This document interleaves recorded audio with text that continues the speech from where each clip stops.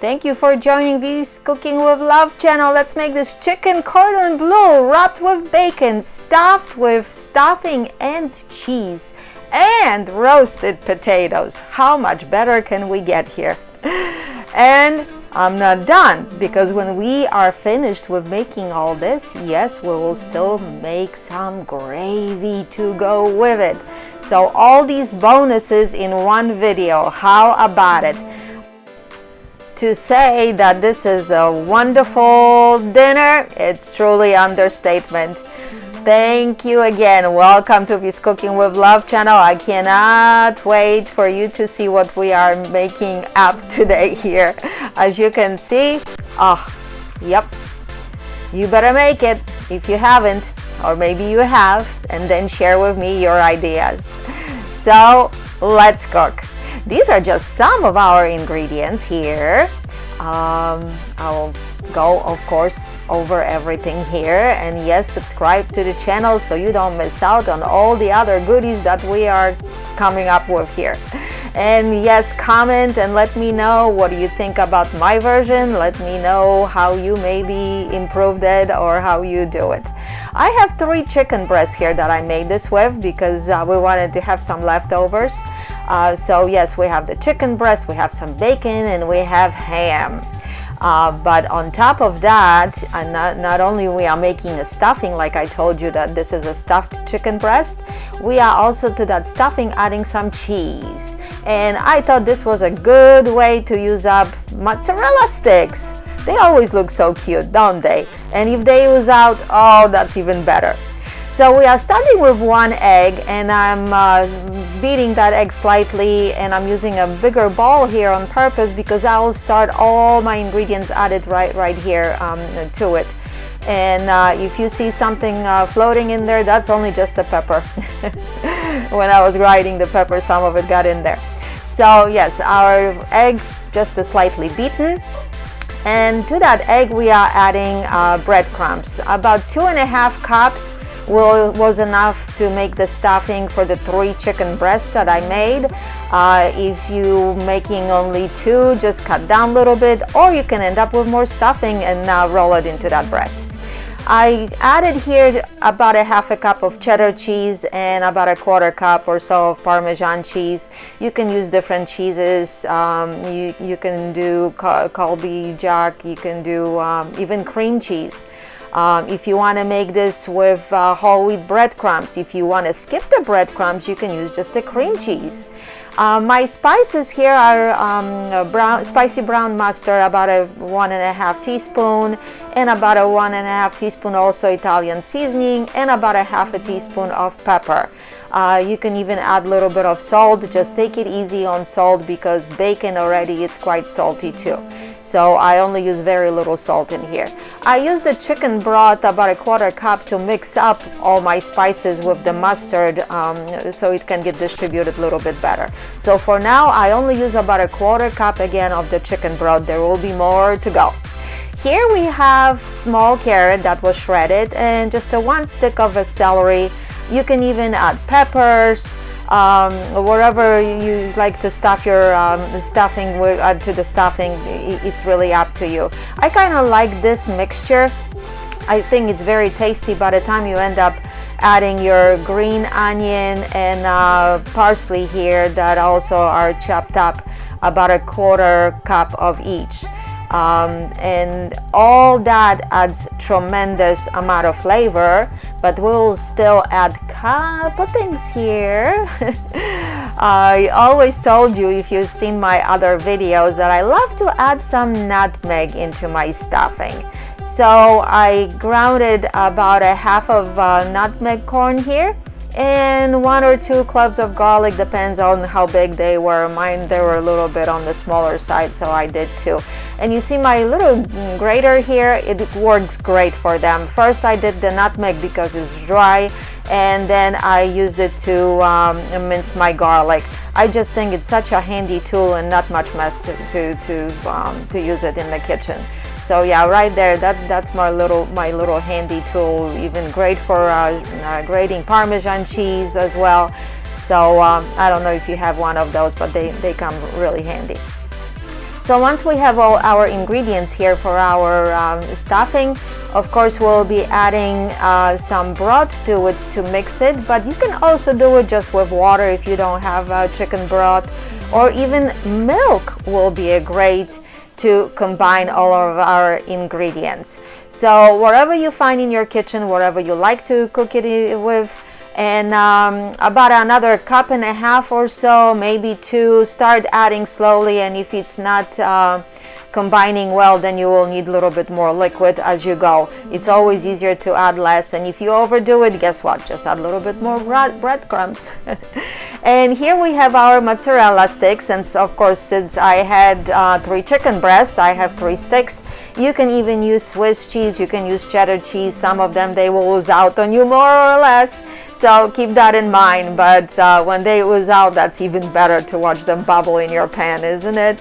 Imagine that one. So yes, I like to use those because you just open them up and they are ready to go, aren't they? And if you have some leftover from something, that way you can find a good usage for your mozzarella sticks here. I think that that's a kind of neat, easy idea to add additional ingredient to our recipe.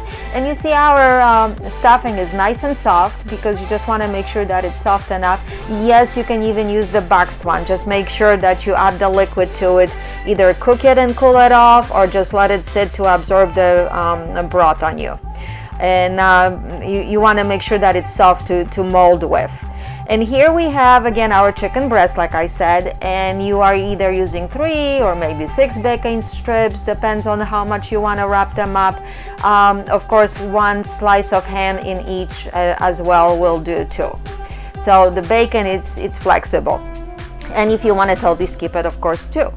And we will slice up our chicken breast open like so, in that butterfly style, and make sure that you are constantly, of course, washing your hands when you are switching in between. It's very important when you're working with the chicken. I'm sure you know that. I use here saran wrap to keep any kind of distribution of juices while I'm tenderizing this chicken here. The idea is to tenderize it and also make it a little bit bigger. Just do it lightly and work your way around it to flatten things out. When it's flattened, it will be easier to roll it up and have it stuffed. So yes, we are putting our slice of ham here. And of course, we will be adding our stuffing and our cheese. So you see, it gets nice and big versing if you have it just a small one. When you are not using breadcrumbs and you are only using a cheese, then you wouldn't do that. You would only cut out like a pocket in that chicken breast. So it's a little bit different when you are using a stuffing like this. And here comes the stuffing. You just want to spread it out, a little bit of it in the middle, like so, and we will be laying down our stick right in it, kind of embedding that cheese stick in there. You want to make sure that you maybe can keep it as much of that cheese inside, because like I said, some of it might bubble out, but it doesn't matter. It all gets going, and it tastes good anyway. So you see, I tried to cover that cheese a little bit as much as I could, but sometimes it's like a honey. Honey always finds its way to come out in the tiniest little spot, so just, it doesn't matter, like I said. So we have everything laid up here, and we will be rolling this up to have it closed. What I did, since I'm using the bacon here, I used also toothpicks to secure things in place. It helps for all of it to stay put together and behave well when you are baking it. This was a thick bacon. It didn't stretch out on me that well. So if you want to use 2 of those, it might be better. I used 2 on the other chicken breasts of the bacon. But the thinly sliced bacon, it stretches out sometimes better.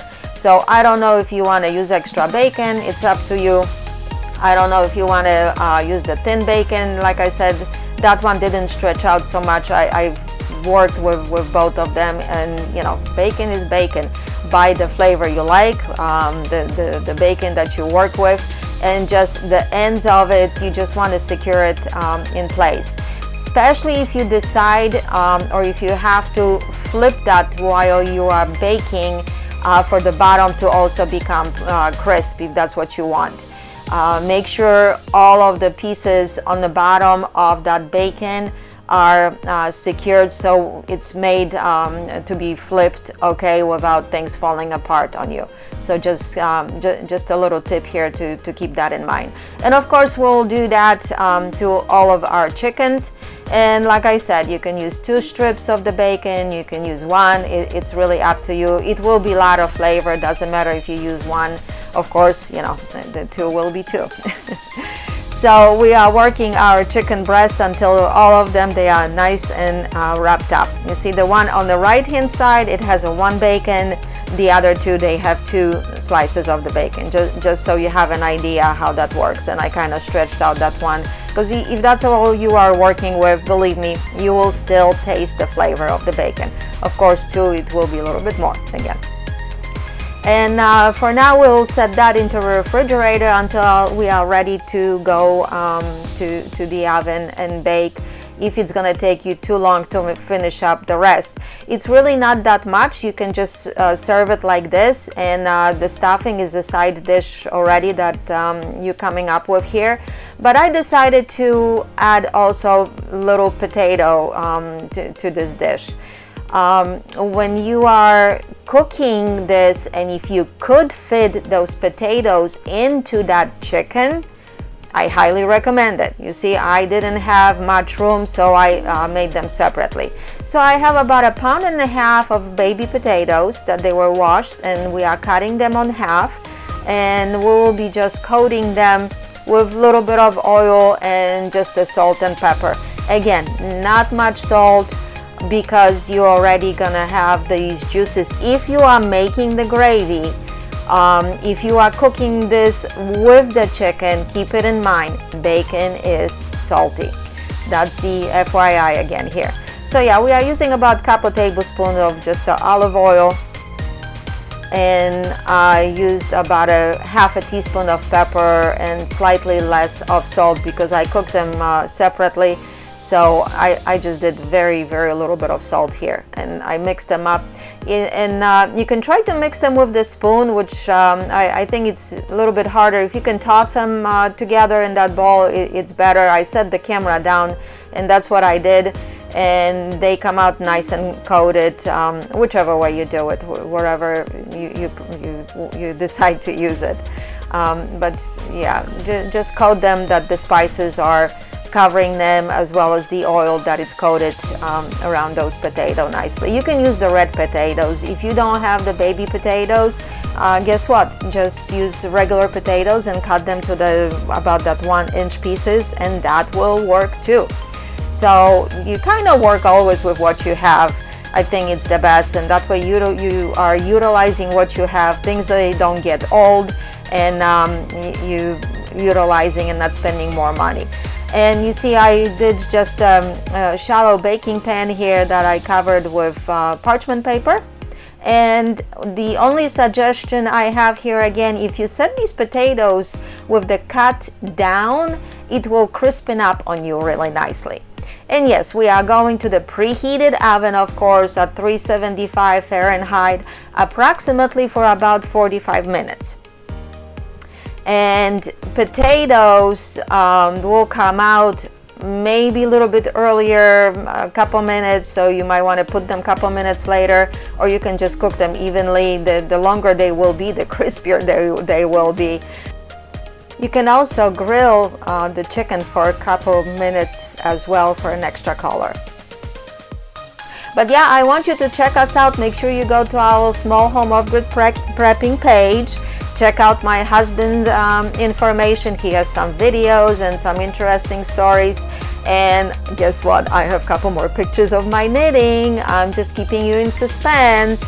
I will be putting those on Etsy. So if you like these headbands, that's just one of the things I decided to tease you with here today. So winter is approaching. Keep that in mind again. So yes, here comes our chicken. 45 minutes later, after a couple minutes of broiling, I'll just stay silent maybe here and let you enjoy the moment. Do you see it's still bubbling?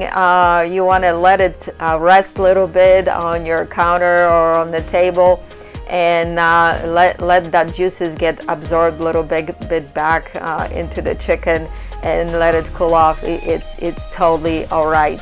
I just think it's such a beautiful view already, isn't it? You do have toothpicks in here, so take them out when it's safe enough to handle. Account for all your toothpicks. But if you are cutting your meal with the knife, I'm sure if you miss one, the knife will find it, so no harm done there either. And I did sprinkle a little bit of a pepper, I forgot to mention, when they were going in the oven, and a little bit of paprika and Italian spices. It is up to you what you want to sprinkle on that, or even nothing, and it still will be fine. But again, I did use a little bit of pepper, paprika, and Italian spices. And our potatoes, you see I flipped just a few of them here for you to see these beautiful golden colors on our bottoms, and they came out beautiful. You can serve them with so many things, just like that. Oh, look at that. It makes me want to eat it all over again. Yep, it's very easy side dish, and it's up to you what you do with it. I decided to use it here because we had all these drippings here. You see, this is when the chicken is taken out and you have all these juices, and I decided to make gravy. I do that a lot of times with baked chicken, and whenever you have drippings, it's nice to utilize them. And if you come up with more gravy here, because you can add more liquid, you can even store that and add it to different meal again. I only use about a cup of chicken broth here. Again, you can use milk if you decide to, or you can just use water because there's a lot of flavor already. So we are using a tablespoon of cornstarch. If you want a little bit thicker, you might want to go for a tablespoons of cornstarch. Yeah, I did have it correctly. So we are using tablespoon of cornstarch, or 1.5 if you want it a little bit thicker. First, I added a little bit of a broth here just to mix the cornstarch. It is easier to mix it with small amount of liquid first, and then add the rest once that mixed up, because the cornstarch gets kind of a little bit sticky. If you want, you can substitute with flour, of course, that's fine too. I just always like to use the cornstarch. So once it's mixed up, we'll add our drippings to it, and we'll add the rest of the chicken broth as well, or you can use the chicken stock or water. See, that is just, oh. I made sure that I had all that mixed in that pan, and all these goodies got transferred. And we'll mix all this together, and we'll just bring that to a very small, slow boil. Just when you are cooking the gravy, stand by, because if you are not mixing, all your flour or the starch will be on the bottom, and that's not good, and you just want to make sure that you're mixing it. What I also added here, which you don't have to, it's really up to you. You can do it your gravy just like that, but I always like to use some sour cream. I think it just adds such a flavor to it all over again, especially when it comes to the chicken. Okay, I don't know if that's somebody at my property, my doggies. I don't know if you can hear them. When the liquid is warm, that sour cream mix up a little bit better, just another tip. And then you just bring everything to a slow boil, and like I said, just keep stirring it to make sure that nothing settles down on you. And it will cook quite fast. If you are cooking only that 1 cup or so of liquid, it will cook quite fast. If you're making it a little bit diluted, it will be still fine, especially if you use more bacon or whatnot. And if you need some flavor, which I doubt it, you can also add a little bit of additional spices and jazz it up all over again, and divide it and have for something else for later. So keep that in mind, that you can store that gravy for later. You might have to add a little bit of liquid because it thickens up as it sits too. So that gravy is very, very good at the end. So here we have our chicken. Don't they look delicious with all these beautiful colors of that cheese and the bacon that got browned in the oven? And here you have the potatoes, and again, you can just serve it just like that, and your work will pay off as it is. But again, like I said, I thought it was always good to use those drippings and make a gravy, especially when you are cooking with all this bacon. So picture perfect. Yep, I agree. And here you have it with the gravy. Again, if you want to thicken it up, go for it. I didn't want to overuse it on the starch here. And again, if you don't want to use any kind of starch because of some allergies or something, you don't have to serve this with gravy. Believe me, it will be delicious. But a little bit of a dill as a punch here at the end, and you are not missing anything anymore. You are ready to dig in and enjoy it. My husband, I should have taken a picture, because when he was done, that plate didn't have to go to the dishwasher. I think it was so clean, but it always is this good. With cheese inside or not, it really doesn't matter too. I mean, you know, the more you put in, then what are you gonna do? But here you have, I'm just trying to show you the inside of it, because it's just such a perfect picture of colors, and that beautiful wrap of the ham around it. You have those little bit of a carrot and the green color there, and that oozy cheese that is getting stuck and pulled. And yep, the picture is worth 1,000 words. So make a comment, let me know what do you think about this kind of picture.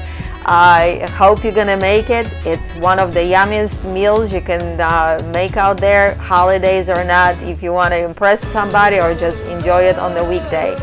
I think this is one of those recipes again, but we don't cook anything that we don't like. I'm telling you, I'm just passing on all this hard work that I already tried out for you to enjoy it as well. I know you will. Let me know how it came out for you. Let me know your version. Maybe you decided to make it with rice. How about it? Maybe you decided to make it with noodles. Yes, that's another way to go. It's with some kind of pasta. So subscribe to my channel, and I will pass on some additional yummy recipes your way all over again. Keep that in mind. So don't miss anything out. Thank you, of course, again for joining us, and check us out there on the website that I'll include the link in the description as well. Find more information on these different pages. They are some for technical stuff, and some for some kind of knitting if you decided to go that route. And again, thank you so much for joining this channel and subscribing to it. Thank you for watching. We'll see you next time.